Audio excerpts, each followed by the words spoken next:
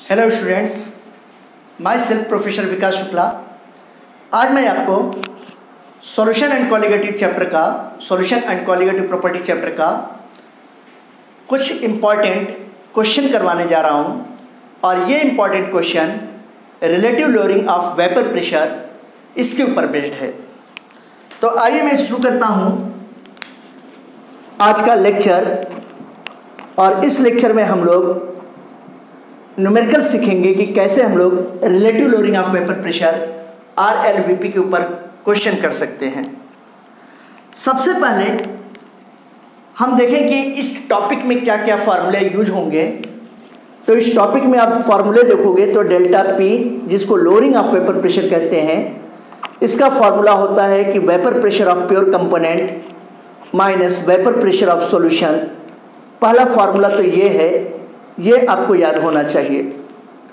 दूसरी बात, relative lowering of vapour pressure का मतलब क्या हो गया कि P not minus PS, it is called as the lowering of vapour pressure when it is compared when it is related with the vapour pressure of pure component, it is called as the relative lowering of vapour pressure equal to mole fraction of solute. X2 is the mole fraction of solute. ये formula हम लोग use करेंगे। इसके बाद अगला formula, ऊपर वाले फार्मूले को ही हम लोग सिंप्लीफाई कर सकते हैं, P not minus PS divided by P not. और मोल फ्रैक्शन सॉल्यूट को अगर सिंप्लीफाई करें तो ये N2 divided by N1 plus N2। N12 क्या है? It is the number of moles of solute. N1 क्या है? Number of moles of solvent है। ये फार्मूला भी हम लोग अप्लाई करेंगे, ये बात ध्यान रखिएगा। और अगर कोई सॉल्यूशन डाइल्यूट सॉल्यूशन है, आइडियल सॉल्यूशन है, तो इसी फार्मूले को हम लोग लिख सकते हैं P not minus PS divided by P not equal to N2 divided by N1। ऐसे भी कर सकते हैं। N2 को number of moles of solute को सॉल्वेंट के मोल्स में कंपेयर में हम लोग नेग्लेक्ट कर सकते हैं। इसी तरीके से हम लोग इसी फार्मूले को ऐसे भी लिख सकते हैं P not minus PS divided by P not equal to given mass of solute gram में divided by molar mass of solute, given mass of solvent gram में divided by molar mass of solvent. ऐसे इसी फार्मूले को मैं ऐसे भी लिख सकता हूँ, ये बात ध्यान रखिएगा। फिर इसी तरीके से अगर आप देखोगे तो हम इसी फार्मूले को P not minus PS divided by PS ऐसे भी कर सकते हैं। ये N2 बाई N1 यानी कि given mass of solute divided by molar mass of solute, given mass of solvent divided by molar mass of solvent, ये ऊपर आ जाएगा। इसको भी कर सकते हैं। इस फॉर्मूले को आप देखिएगा, ध्यान से समझिएगा। इस फॉर्मूले का अप्लाई हम तब करते हैं जब हमको पता नहीं है कि कोई सॉल्यूशन डाइल्यूट सॉल्यूशन है कि नहीं, कोई सॉल्यूशन आइडियल सॉल्यूशन है कि नहीं, वो सॉल्यूशन राउट्स लॉ को फॉलो कर रहा है कि नहीं कर रहा है। उस कंडीशन में अगर ये सस्पेंस है तो इस फॉर्मूले का हम लोग यूज करेंगे और इस पे भी न्यूमेरिकल्स करेंगे। इसके बाद एक फार्मूला और आप देखिए, मोलैलिटी और मोल फ्रैक्शन के बीच में रिलेशन, इसमें भी क्वेश्चन आता है। तो स्मॉल m क्या है? मोलैलिटी ऑफ सॉल्यूशन है। यहाँ पे ये मोल fraction of solute into 1000 divided by 1 minus X2 into molar mass of solvent. Capital M1 क्या है? ये मोलर मास ऑफ सॉल्वेंट है। ये इतने फार्मूले मैंने बताया है, 1 2 3 4 5 6 7 फार्मूले। इन 7 फार्मूलों को हम लोग अप्लाई करेंगे इस क्वेश्चन, इस टॉपिक के न्यूमेरिकल्स को करने के लिए। ये बात आप ध्यान दीजिएगा, भूलिएगा नहीं। अब आइए हम लोग शुरू करते हैं न्यूमेरिकल्स करना। सबसे पहला जो था न्यूमेरिकल क्वेश्चन नंबर फर्स्ट है। देखिए, क्वेश्चन नंबर फर्स्ट में दिया गया है कि calculate the vapour pressure lowering called by the addition of, just a minute, हाँ ठीक है, calculate the vapour pressure lowering called by the addition of 50 gram of sucrose to the 500 gram of water if the vapour pressure of pure water at 25 degree centigrade is 23.8 mmHg। इस question में देखेंगे तो जो data दिया गया है वो calculate the vapour pressure lowering पूछ रहा है, यानी कि डेल्टा P की वैल्यू क्या होगी, लोअरिंग ऑफ वेपर प्रेशर क्या होगा, ये पूछ रहा है। Called by the addition of 50 gram of sucrose, यहाँ पे अगर आप देखेंगे तो ये W2 सुक्रोज है, सॉल्यूट है, इसका मास 50 ग्राम दिया गया है। और अगर इसके हम लोग मोलर मास की बात करते हैं तो सुक्रोज का मोलर मास कितना होता है, 342 ग्राम पर मोल होगा, ये पता भी होना चाहिए हम लोगों को। फिर यहाँ पे टू 500 ग्राम ऑफ वाटर, यहाँ पे वाटर का मास कितना दिया गया है, वाटर का मास 500 ग्राम दिया गया है। और वाटर का मोलर मास कितना होता है, ये हम लोग जानते हैं कि 18 ग्राम पर मोल होगा, ये वाटर का मोलर मास होता है, ठीक है ना। If the vapour pressure of pure water at 25 degree centigrade is 23.8 mmHg। अब ये देखिए, अगर हम लोग यहाँ पे वेपर प्रेशर की बात करते हैं तो वेपर प्रेशर प्योर कंपोनेंट यानी कि वाटर का 23.8 दिया गया है, तो ये P0 की वैल्यू 23.8 दिया गया है। हम लोग कैलकुलेशन के इजी के लिए इसको हम लोग मान लेते हैं कि 24 mmHg है, ऐसा हम लोग मान सकते हैं, ठीक है ना। ये इतना डाटा दिया गया है हमारे पास और डेल्टा P की वैल्यू पूछी गई है। हम बहुत इजी तरीके से कैलकुलेट कर सकते हैं। आइए देखिए कैसे कैलकुलेट करेंगे, ज़रा समझिएगा। इसको हम लोग सॉल्व करते हैं तो फॉर्मूला हम जानते हैं कि delta P divided by P0 equal to given mass of solute W2 divided by molar mass of solute, ये M2 हो गया। और यहाँ पर इसी तरीके से कर सकते हैं बेटा, W2 बाई M2 कर सकते हैं और प्लस W1 बाई M1 कर सकते हैं। ये फार्मूला हम लोग यूज कर सकते हैं। यहाँ पे डेल P की वैल्यू निकालनी है। P0 दिया गया है क्वेश्चन में 23.8, जिसको अप्रॉक्सीमेट में हम लोगों ने 24 मान लिया है। तो delta P divided by 24 equal to given mass of solute कितना है, ये 50 है, divided by molar mass of solute कितना दिया गया है, molar mass of solute sucrose है तो इसका 342 हो जाएगा। यहाँ पर ये W2 बाई M2 हो गया, तो ये देखिए 50 डिवाइडेड बाई 342 हम कर सकते हैं और plus given mass of solvent कितना दिया गया है, 500 ग्राम है, ये 500 डिवाइडेड बाई कितना हो जाएगा, ये 18 हो जाएगा। इस तरीके से हम लोग कर सकते हैं। अगर हम लोग 50 डिवाइडेड बाई 342 करेंगे तो आइए देखते हैं कि कितना आ जाएगा। 50 में अगर 342 से डिवाइड कर दें तो 50 डिवाइडेड बाई 342 करेंगे तो ये आ जाएगा 0.146 आ जाएगा। ये देखिए delta P divided by 24 equal to यहाँ पर 0.146 हो जाएगा, 0.14 हो गया। और फिर इसी तरीके से 0.14 प्लस 500 डिवाइडेड बाई 18 हो गया, तो ये 500 डिवाइडेड बाई 18 हो गया। ऐसी कंडीशंस में 27.77 आ रहा है, तो इसको 27.78 में कर देता हूँ। इस तरीके से हम लोग कर सकते हैं। अब अगर आप देखिए तो 27.78 है, ये 0.14 है।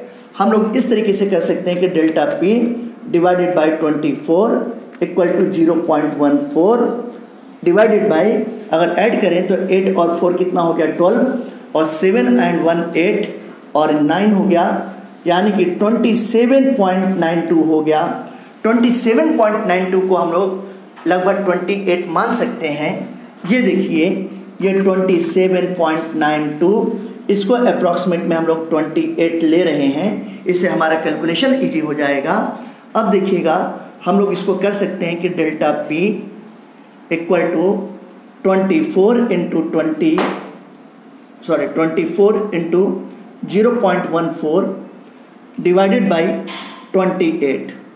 तो अगर यहाँ पे देखें तो ये 6 हो गया, ये 7 हो गया, 0.14 इंटू 6 करेंगे तो ऐसी कंडीशन में यहाँ पे 4 हो गया, ये 8 हो गया, ये 0.84 हो जाएगा।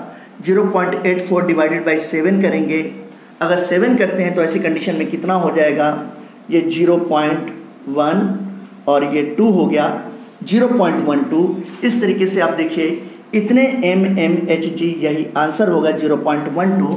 This is the answer. और ये mmHg ही क्यों हुआ, यहाँ पे एटमॉस्फेयर या बार क्यों नहीं हुआ, क्योंकि अगर आप यहाँ पे देखो तो यहाँ पे जो प्रेशर दिया गया है प्योर सॉल्वेंट का वो mmHg के टर्म में दिया गया है, मिलीमीटर मरकरी के टर्म में दिया गया है, इसलिए यहाँ पे 0.12 mmHg होगा। इस तरीके से ये क्वेश्चन आपको समझ में आ गया। कि कितने इजी तरीके से हम लोगों ने इस क्वेश्चन को सॉल्व किया। अब आइए अगले क्वेश्चन की तरफ हम लोग चलते हैं। अगर हम लोग अगले क्वेश्चन को देखें, क्वेश्चन नंबर 2 की बात कर रहा हूँ, तो देखिए क्वेश्चन नंबर 2 कैसे होगा। ये भी इजी ही क्वेश्चन है। अगर हम लोगों को फॉर्मूले पता है, सारे कॉन्सेप्ट क्लियर हैं, तो क्वेश्चन को हम लोग बहुत ही इजी तरीके से कर सकते हैं। किसी भी तरीके का कोई प्रेशर नहीं होगा, किसी भी तरीके का कोई दबाव नहीं होगा, हम लोग इजी वे में क्वेश्चन को कर सकते हैं। आइए अगला क्वेश्चन हम लोग सॉल्व करते हैं, क्वेश्चन नंबर 2, और इस क्वेश्चन में देखते हैं कि क्या क्या बातें दी गई हैं, कैसे करेंगे। कहा गया है कि the vapour pressure of pure benzene at certain temperature is 640 mmHg। Pure benzene मतलब ये सॉल्वेंट है, तो इसका कितना दिया गया है, 640 mmHg दिया गया है, ये दिया गया है। फिर यहाँ पर क्या गया है, a non volatile solid having mass 2.2 gram is added to 39 gram of benzene. एक कोई नॉन वोलेटाइल सॉलिड सब्सटेंस है और वो सॉल्यूट है, उसका मास दिया गया है 2.2 ग्राम है, और ये बेंजीन में ऐड किया जा रहा है। बेंजीन का मास कितना है, ये सॉल्वेंट है, इसका मास 39 ग्राम है। और जब बेंजीन है तो बेंजीन का मोलर मास, बेंजीन सॉल्वेंट है, बेंजीन का मोलर मास कितना होगा, ये 78 ग्राम पर मोल होता है, क्योंकि बेंजीन का मॉलिक्यूलर फॉर्मूला C6H6 होगा। ये भी इंफॉर्मेशन मिल गया। The vapour pressure of solution is 600 mmHg। यहाँ पे अगर आप PS की वैल्यू देखेंगे तो ये दिया गया है क्वेश्चन में 600 mmHg दिया गया है। ये देखिए, अब ये कह रहा है कि what is the molecular mass of the solid substance, यानी कि मॉलिक्यूलर मास सॉलिड सब्सटेंस का क्या होगा, ये कैलकुलेट करना है। ये क्वेश्चन भी बेहद ही से क्वेश्चन है, सीधे सीधे फार्मूला बेस्ड क्वेश्चन है। अगर इस क्वेश्चन को हम लोग सॉल्व करेंगे तो देखिए P0 minus PS divided by P0 करेंगे इक्वल टू, ये किसके इक्वल होगा, ये होगा मोल फ्रैक्शन ऑफ सॉल्यूट के इक्वल होगा। तो यहाँ पे अगर हम लोग देखें तो मोल fraction of solute, solute substance में जो है यहाँ पे क्या है, ये number of moles of solute यानी कि W2 हो गया, divided by molar mass of solute. यहाँ पे देखिए ये W1 हो गया, divided by molar mass of solvent, ये हो गया। अब इसमें M2 जो तो फाइंड आउट करना है, और इसको मैं मान लेता हूँ कि ये कोई डाइल्यूट सॉल्यूशन है, यानी कि कहने का मतलब है कि इसी को मैं ऐसे लिख सकता हूँ कि W2 बाई M2 लिख दिया N2। यहाँ पर हम लोग क्या करेंगे, W1 और डिवाइडेड बाई M1 कर देंगे। ये देखिए इस तरीके से हम लोग कर सकते हैं। अगर इस फार्मूले को अप्लाई करते हैं तो P0 की वैल्यू कितनी दी गई, 640 mmHg दिया गया है, सॉल्यूशन का 600 mmHg दिया गया है, डिवाइडेड बाई 640 mmHg हो गया। W2 की वैल्यू कितनी दी गई है, 2.2 ग्राम दिया गया है। यहाँ पे सॉल्यूट का अगर हम लोग मोलर मास देखते हैं तो सॉल्यूट का मोलर मास है, तो हम लोग को फाइंड आउट करना है। सॉल्वेंट कितना है W1, ये 39 है, 39 डिवाइडेड बाई 78, तो 78 कहाँ पे चला जाएगा, ये ऊपर चला जाएगा। ये देखिए अगर इसको हम लोग सॉल्व करें तो 39 डिवाइडेड बाई 78 करते हैं तो ये कितना हो गया, ये 2 टाइम्स चला जाएगा, ये 2 टाइम्स चला जाएगा। और यहाँ पे अगर आप देखो तो ये 40 डिवाइडेड बाई कितना हो गया, 640 हो गया। ये जीरो कैंसिल, ये 4 1 जा 4, और ये 16 हो गया, 1/16 हो गया। अगर इसको हम लोग करते हैं तो 2 2 जा 4, 2 2 जा 4 यानी कि 4.4 हो गया, और ये मोलर मास ऑफ सॉल्यूट हो गया। अब अगर हम लोग यहाँ पे देखें तो ये M2 की वैल्यू कितनी होगी, M2 इक्वल टू 4.4 इंटू 16 हो गया। अगर हम देखें यहाँ पर तो ये कितना हो जाएगा, ये 64 हो गया, इन हैंड 64 और 6 70 हो गया। ये आंसर आ जाएगा 70.4 ग्राम पर मोल, ये आंसर आ गया। ये देखिए, लेकिन ये कब आंसर आया, जब हमने ये मान लिया कि ये डाइल्यूट सॉल्यूशन है, यानी कि number of moles of solute is negligible as compare to the number of moles of solvent. ऐसे सॉल्यूशन को कहते हैं डाइल्यूट सॉल्यूशन, जब मैं N2 की वैल्यू को N1 के कंपेयर में नेग्लेक्ट मान लिया। लेकिन अगर हम लोग इस तरीके से ना माने तब ऐसी कंडीशन में क्या यही आंसर होगा। आप ये याद रखिएगा 70.4 आ रहा है, ये डाइल्यूट सॉल्यूशन को लेकर जो था जब माना है तब इस तरीके से आया है। अगर हम इसको डाइल्यूट सॉल्यूशन नहीं मानते हैं तो देखिए ये क्वेश्चन किस तरीके से होगा, ज़रा समझिएगा इसको। इस क्वेश्चन को अगर हम लोग करते हैं तो किस तरीके से होगा, यहाँ पे देखें। यहाँ पर होगा given mass of solute divided by molar mass of solute, given mass of solvent divided by molar mass of solvent, given mass of solute divided by molar mass of solute. ये हमको मेंशन करना पड़ेगा कब? जब solution is not ideal solution. और ऐसा क्यों? क्योंकि इस क्वेश्चन में डाइल्यूट सॉल्यूशन या आइडियल सॉल्यूशन या ऐसा कोई भी वर्डिंग नहीं लिखा है कि सॉल्यूशन राउल्ट्स लॉ को फॉलो कर रहा है, ऐसा नहीं लिखा है। तब यहाँ पे W2 की वैल्यू कितनी है? W2 2.2 ग्राम है डिवाइडेड बाय इसका मोलर मास, यही तो हम लोग को फाइंड आउट करना है। फिर यहाँ पे देखिए W1 कितना दिया गया है? W1 दिया गया है 39 ग्राम, इसका मोलर मास कितना है? 78 है।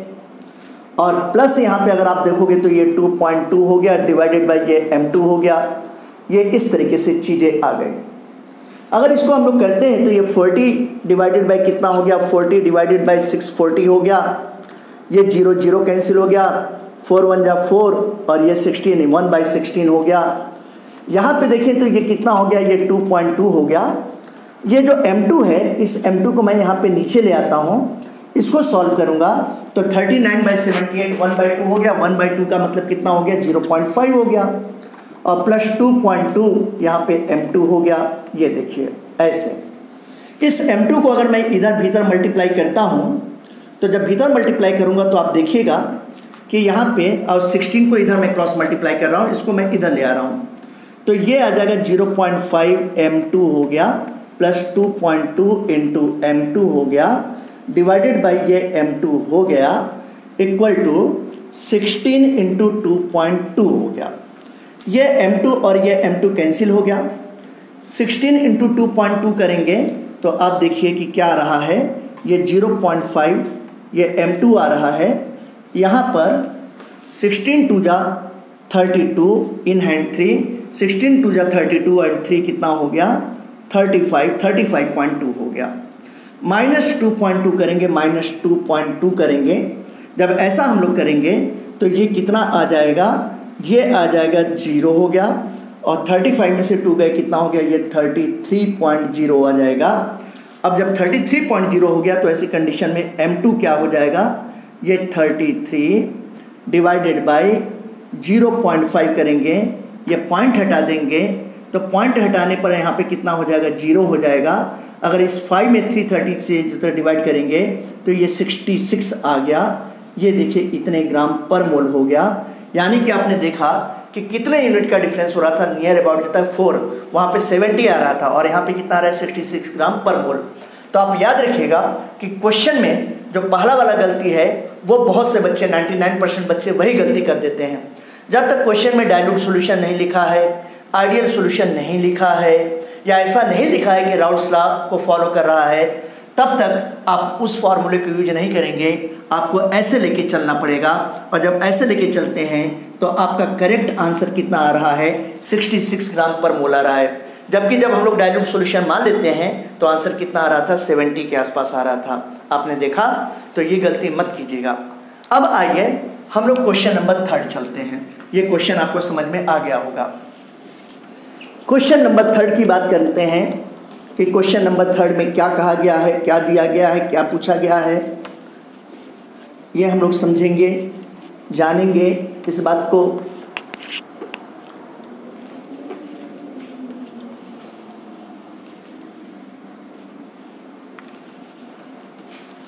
अगर हम लोग क्वेश्चन नंबर 3 की तरफ चलें, क्वेश्चन नंबर 3, तो क्वेश्चन नंबर 3 में दिया गया है what mass of non volatile solute urea, यानी कि what mass of non volatile solute urea. ये कहा गया है कि W2 ये सॉल्यूट है, इसका मास क्या होगा? यूरिया दिया गया है तो यूरिया का मोलर मास 60 ग्राम पर मोल होता है। ये आपको पता होना चाहिए। यूरिया का मॉलिक्यूलर फॉर्मूला NH2CONH2 होता है। मोलर मास फाइंड आउट करोगे तो 60 ग्राम पर मोल आ जाएगा। ठीक है।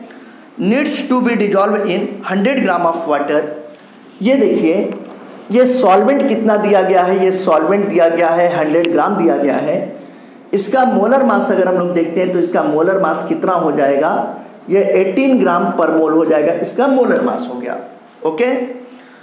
इन order to decrease the vapour pressure of water by 25%, जो वेपर प्रेशर वाटर का है वो 25% डिक्रीज हो रहा है।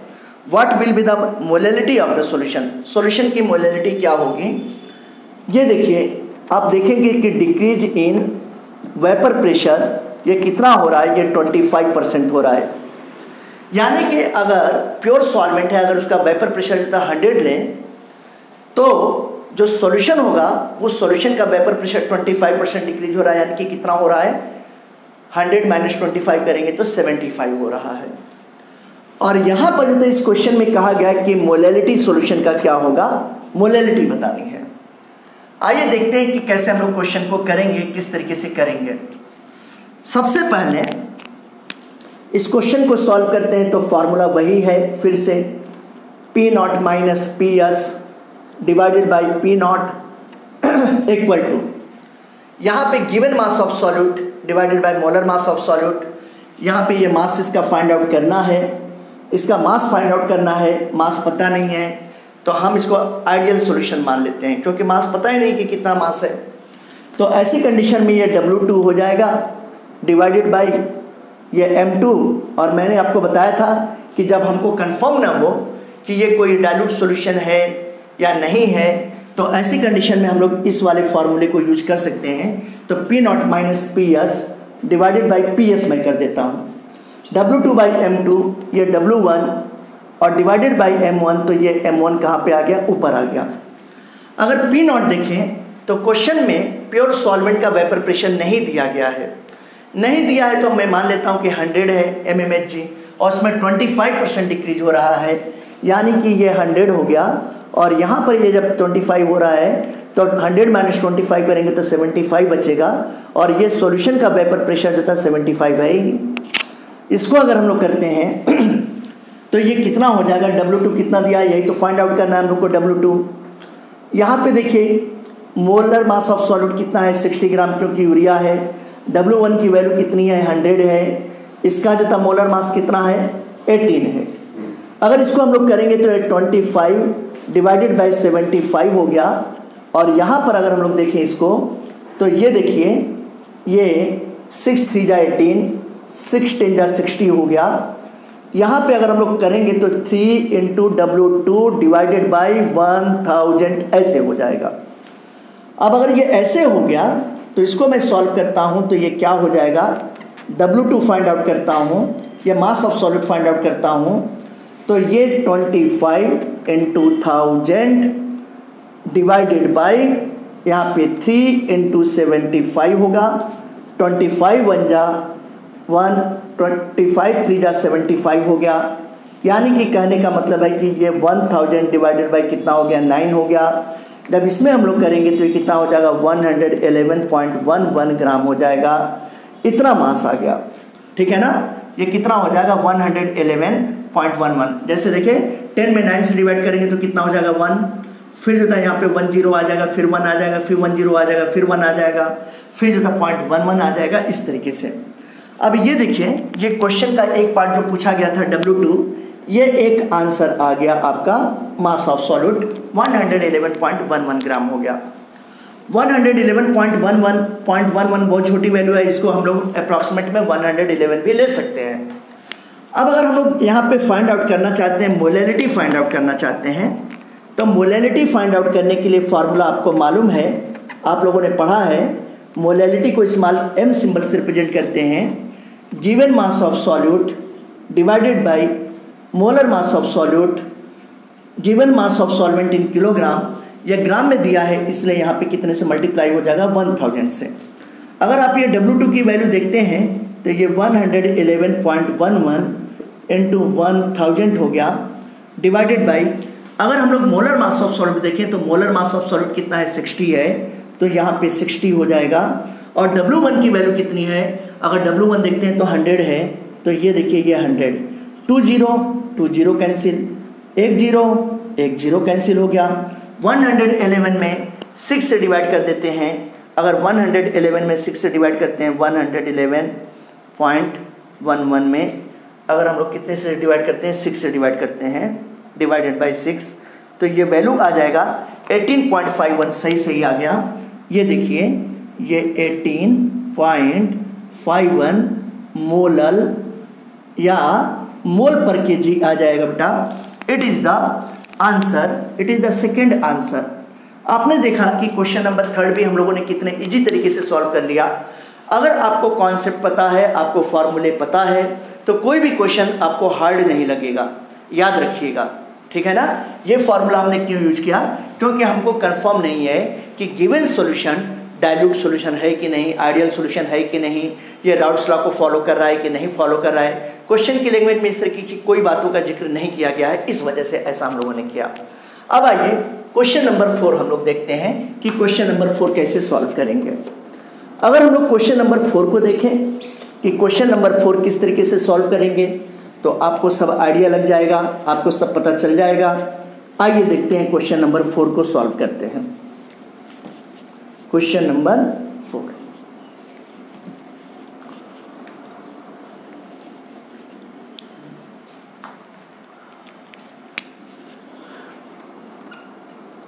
क्वेश्चन नंबर 4 दिया गया है the vapour pressure of dilute aqueous solution. अब देखिए यहाँ पे डाइल्यूट एक्वस सॉल्यूशन दिया गया है। डाइल्यूट सॉल्यूशन का मतलब आइडियल सॉल्यूशन है।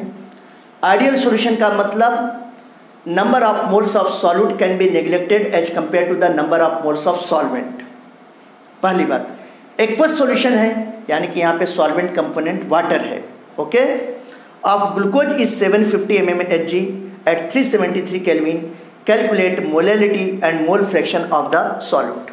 तो इस क्वेश्चन में मैं आपको बताना चाहता हूँ कि एट 373 केल्विन यानी कि 100 डिग्री सेंटीग्रेड पर जो वाटर होता है, वाटर का वेपर प्रेशर कितना होगा, ये 760 mmHg होता है।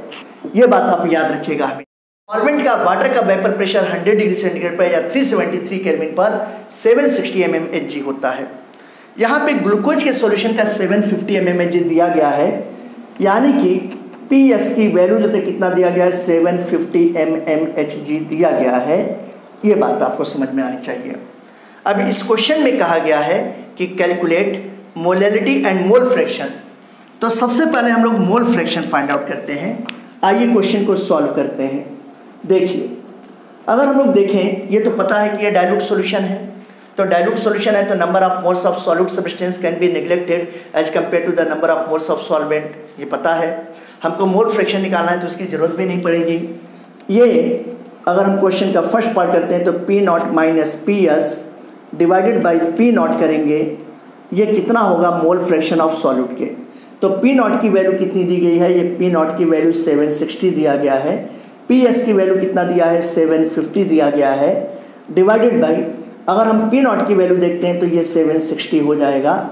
ये बातें ध्यान रखना। और यहाँ पर ये क्या चीज़ दिया गया है, ये मोल फ्रैक्शन ऑफ सॉल्यूट दिया गया है। 760 में से 750 को सब्ट्रैक्ट करेंगे तो ये 10 डिवाइडेड बाई कितना हो जाएगा, ये 760 हो जाएगा। और यहाँ पर देखोगे ये क्या हो जाएगा, x2, ये जीरो कैंसिल हो गया।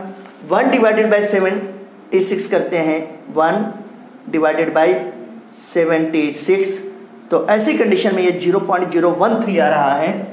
तो यानी कि x2 की वैल्यू कितना हो जाएगा, 0.013 हो जाएगा। ये आपका फर्स्ट आंसर आ रहा है, इट इज एन आंसर। ये बात आप ध्यान रखिएगा। अब इसी क्वेश्चन में देखिए, इसी क्वेश्चन में जो तक कहा गया है, क्या कहा गया है कि यहाँ पर मोलैलिटी भी फाइंड आउट करना है। तो मैंने आपको जो था मोलैलिटी और मोल फ्रैक्शन में ये रिलेशन बताया है। ये फार्मूला, लास्ट वाला फार्मूला हम लोग यूज कर देंगे। हम लोग देखेंगे तो molality equal to mole fraction of solute 0.013 है, इनटू 1000 हो जाएगा, डिवाइडेड बाई 1.000 माइनस 0.013 हो गया। और यहाँ पर हम लोग molar mass of solvent water है तो इसका कितना होगा, ये 18 हो जाएगा। अगर इसको हम लोग करते हैं तो ये 13 डिवाइडेड बाई, अगर हम 1 में इतने को सब्ट्रैक्ट करते हैं तो ये 0.986 आ रहा है। ये देखिए 0.986 आ रहा है, इंटू 18 है। अगर ये पॉइंट को हटा दें तो यहाँ पे कितना आ जाएगा, 1000 आ जाएगा। यानी कि कहने का मतलब ये हुआ कि 13000 में हम लोग डिवाइड कर रहे हैं, देखते हैं कितना आंसर आ रहा है। 13,000 डिवाइडेड बाई 986, फिर डिवाइडेड बाई 18, तो ये आ जाएगा 0.732 आ रहा है। ये देखिए 0.732 आएगा। मोलैलिटी है तो मोलैलिटी की यूनिट मोलल होता है। ये भी एक आंसर आ गया। 2 पार्ट पूछा गया था, मोल फ्रैक्शन पूछा गया था और मोलैलिटी। तो इस तरीके से आपने देखा कि बहुत सिंपल सा क्वेश्चन है। अगर आपको फार्मूला मालूम है, आपको कॉन्सेप्ट पता है, तो इस क्वेश्चन को भी हम लोग कर सकते हैं। क्वेश्चन नंबर 4 हो गया। अब आइए क्वेश्चन नंबर 5 को सॉल्व करते हैं। क्वेश्चन नंबर 5 देखने में बड़ा क्वेश्चन है। बच्चे घबरा जाते हैं कि इतना बड़ा क्वेश्चन कैसे होगा। ये क्वेश्चन IIT JEE में आ चुका है। इसमें से जितने भी मैं क्वेश्चन करवा रहा हूँ, मैक्सिमम क्वेश्चन जो है JEE एग्जाम्स में आ चुके हैं। ये बात आप देखिएगा। और जब क्वेश्चन हमको आता है तो कोई भी क्वेश्चन हार्ड नहीं लगता है, और अगर नहीं आता है, कॉन्सेप्ट नहीं पता है, फार्मूला नहीं पता है, तो सिंपल क्वेश्चन भी हार्ड हो जाता है। ये बात आप समझिएगा। ऐसा ये क्वेश्चन हाथी का दांत है, जो क्वेश्चन बहुत बड़ा है, लेकिन जब सॉल्व करते हैं तो ये इजी तरीके से सॉल्व हो जाता है। क्वेश्चन दिया गया है कि a current of dry air was bubbled through a bulb containing 26.66 gram of organic compound. Question number 5 है। इस क्वेश्चन नंबर 5 में देखिए, ये mass of solid substance, organic substance कितना है, 26.66 ग्राम है, इतना दिया है। Of an organic compound in 200 gram of water. यहाँ पे वाटर का मास कितना दिया है, वाटर का मास दिया गया है 200 ग्राम दिया गया है। मोलर मास वाटर का कितना होता है, मोलर मास वाटर का 18 ग्राम पर मोल होता है। ये देखिए, ये then through a bulb at the same temperature containing water and finally through a tube containing anhydrous calcium chloride. The loss of mass in bulb containing water was 0.087 ग्राम। यहाँ पे देखिए loss of mass ये 0.087 ग्राम दिया गया है इस question में। And gain in the mass of calcium chloride tube was 2.036 ग्राम।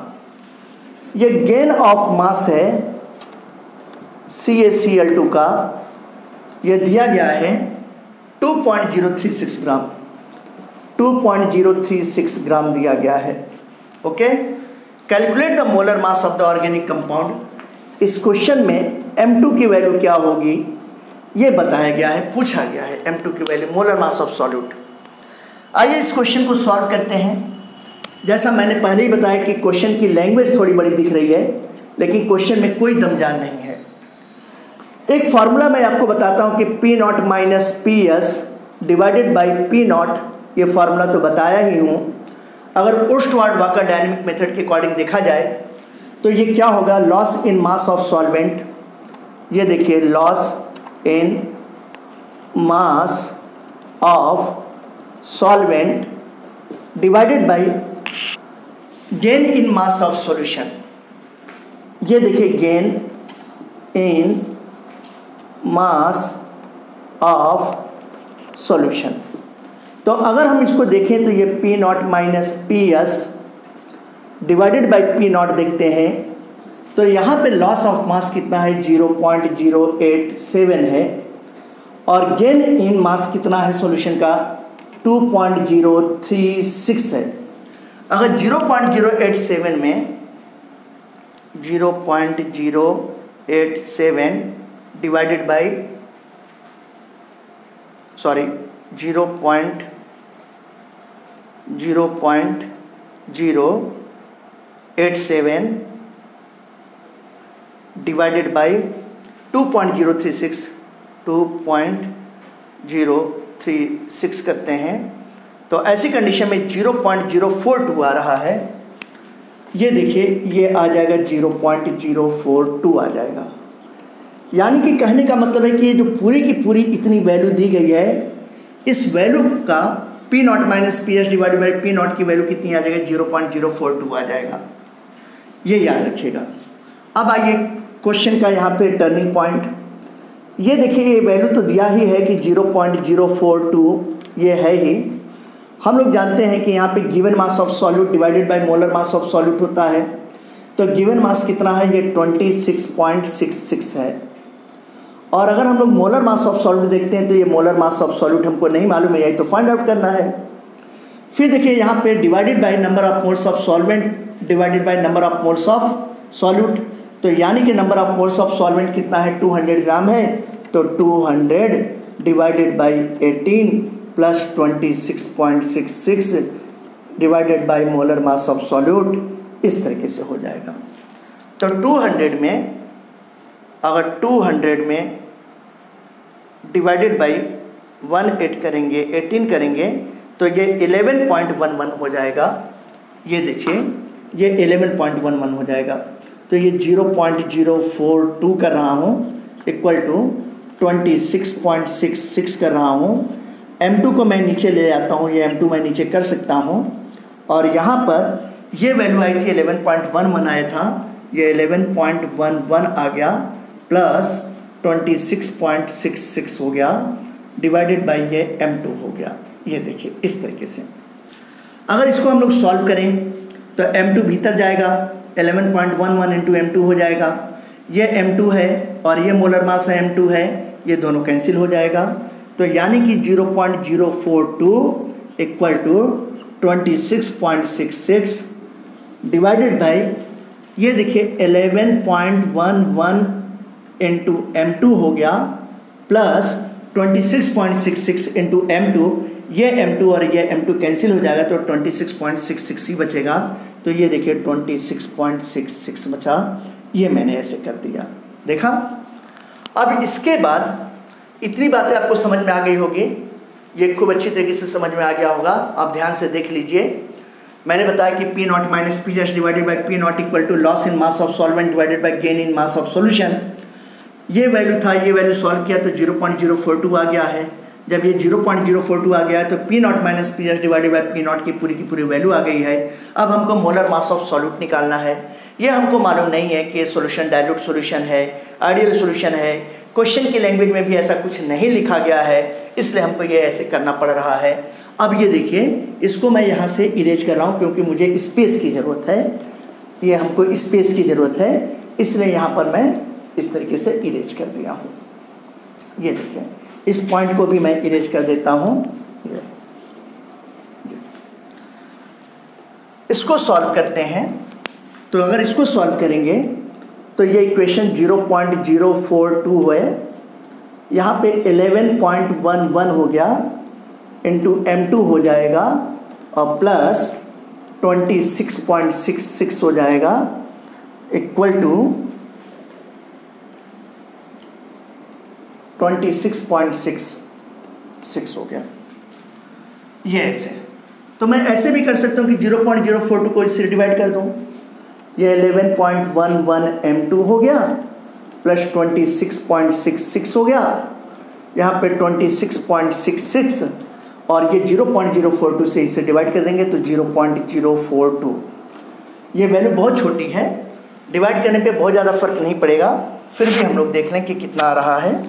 इसको अगर हम लोग सॉल्व करते हैं तो ये 26.66 डिवाइडेड बाई 0.042, तो ये वैल्यू आ जाएगी 634.76 आ जाएगा। ये वैल्यू आ जाएगा 634.76 आ रहा है। एक बार मैं फिर से कर लेता हूँ, कहीं इतनी मेहनत के बाद जो तक कुछ गड़बड़ ना हो जाए। 26.66 डिवाइडेड बाई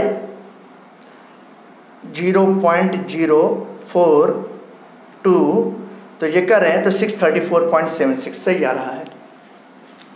ये इतना आया है।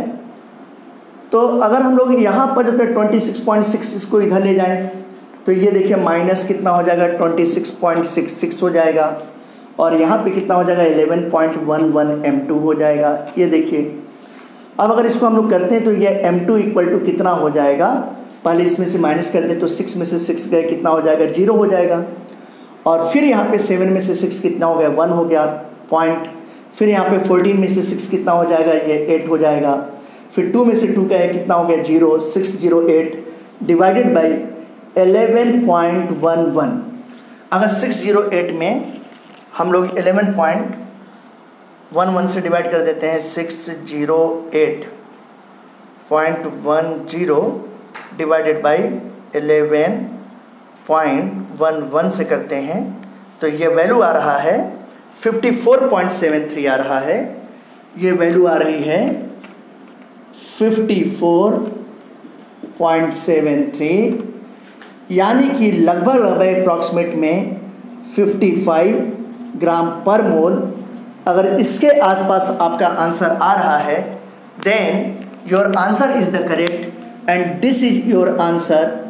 Have you got it? What is accurate answer? 54.73 और द आंसर जो था near about 55 gram per mole. It is your correct answer. तो आपने देखा कि क्वेश्चन नंबर 5 बड़ा क्वेश्चन था, न्यूमेरिकल करने में भी स्टेप ज़्यादा लगे, लेकिन क्वेश्चन में कोई दम जान नहीं था। अगर आपको फॉर्मूले मालूम है, कॉन्सेप्ट पता है तो आप इजी तरीके से क्वेश्चंस को कर सकते हैं, कहीं कोई डाउट नहीं है। अब क्वेश्चन नंबर 6 हम लोग चलते हैं। क्वेश्चन नंबर 6, आइए क्वेश्चन नंबर 6 को देखें कैसे करेंगे। क्वेश्चन नंबर 6 इस बात को समझने की कोशिश करते हैं।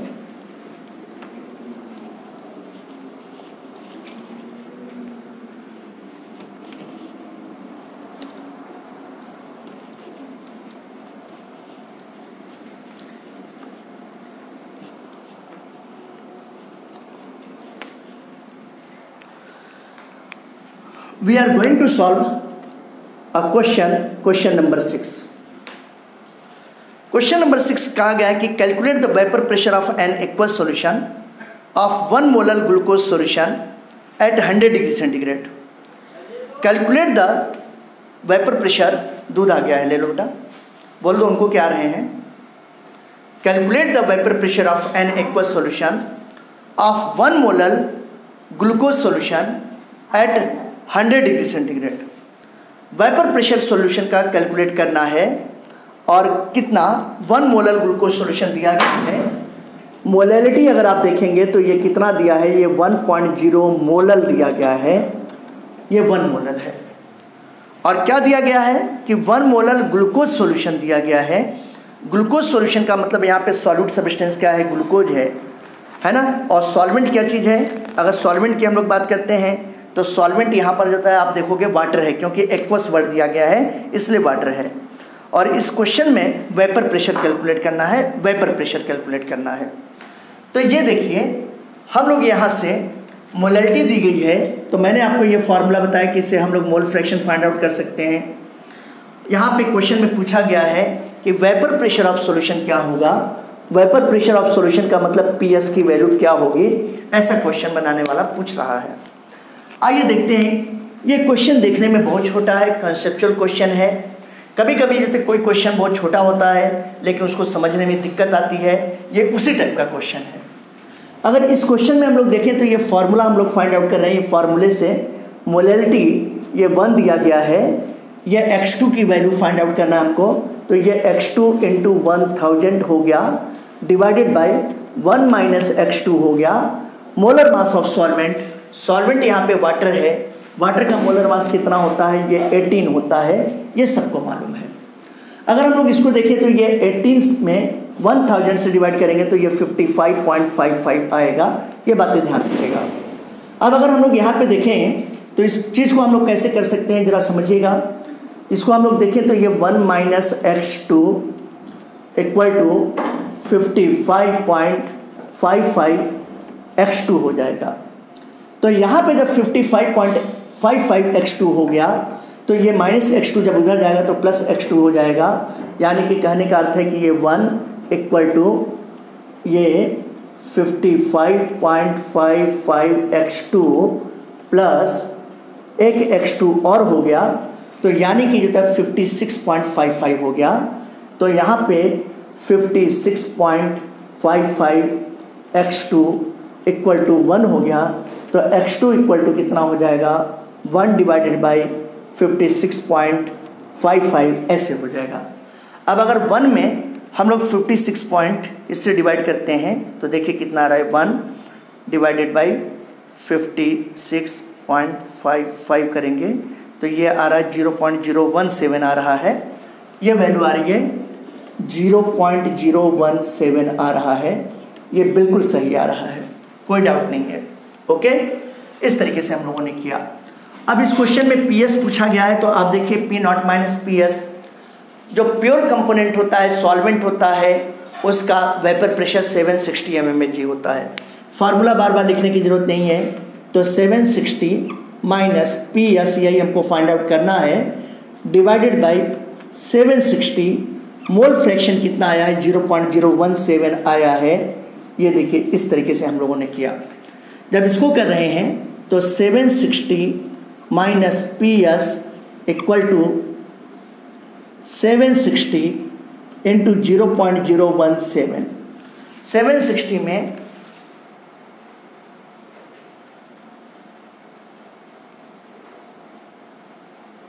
जब करेंगे तो ये 13.439 आ रहा है, 13.44 लिख देता हूँ। तो ये देखिए 760 minus P S equal to 13.44, ये इतना आ रहा है। तो पी एस को अगर हम लोग करेंगे तो ये देखिए पी एस इक्वल टू कितना हो जाएगा, ये हो जाएगा 760 माइनस 13.44 आ जाएगा। अगर इसको हम लोग देखेंगे तो ये कितना हो गया, 10 में से 4 गए 6 हो गया, 9 में से 4 गए 5 हो गया, फिर यहाँ पे देखिए 9 में से 3 गए कितना हो गया 6 हो गया, फिर यहाँ पे 5 में से 1 गए कितना हो गया 4, ये 746 हो जाएगा 0.56, ये इतना, और ये क्या हो जाएगा, ये आंसर mmHg में हम लोग कह सकते हैं। ये देखिए ये mmHg में, क्यों mmHg में किया, क्योंकि यहाँ पे 760 mmHg था प्योर सॉल्वेंट का, इस वजह से this is the answer. Have you got it? कितना सिंपल क्वेश्चन था, इसको हम लोगों ने फाइंड आउट किया, ये आंसर निकल गया 746.56 mmHg होगा, सॉल्यूशन का वेपर प्रेशर होगा। ऐसे जो था एक्वस सॉल्यूशन के, ग्लूकोज के एक्वस सॉल्यूशन का, जिसकी मोलरिटी कितनी दी गई थी 1 मोलर दिया गया था, उसका